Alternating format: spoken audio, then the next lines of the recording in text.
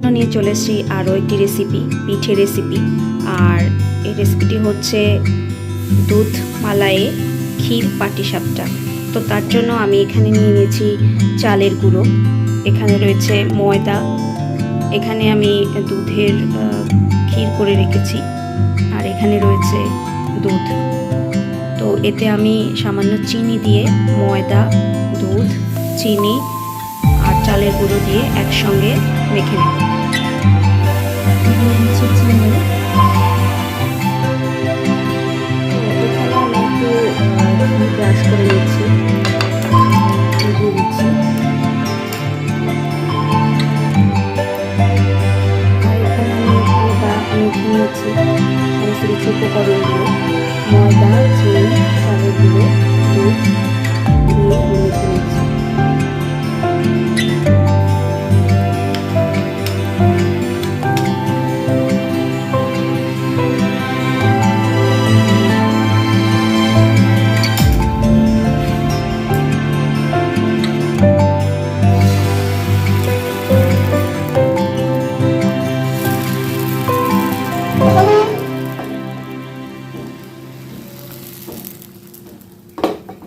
সবকটাকে একই প্রসেসে ভেজে নেব। আমি এখানে দেখানোর জন্য দুটো পিঠে আগেই আমি তৈরি করে রেখেছিলাম। এবার আমি যেটা করব, এখানে পুরো ঘন করে দুধ আমি জাল দিয়ে রেখেছিলাম মালাইয়ের মতো করে। এবার এটার উপর দিয়ে আমি দিয়ে দিচ্ছি।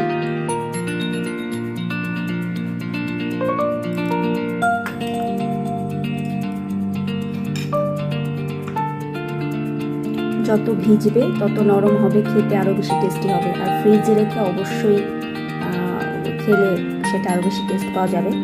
আর উপর থেকে আমি ছড়িয়ে দিচ্ছি কিছুটা খোয়া ক্ষীর।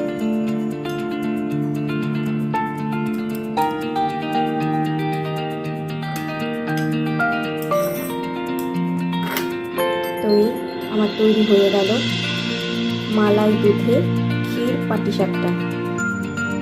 খেতে কিন্তু অনেক দুর্দান্ত হয়, একবার না হয় ট্রাই করে দেখবেন বাড়িতে। আর যদি আপনাদের ভিডিওটি ভালো লেগে থাকে অবশ্যই লাইক, শেয়ার, কমেন্টস আর সাবস্ক্রাইব করতে ভুলবেন না।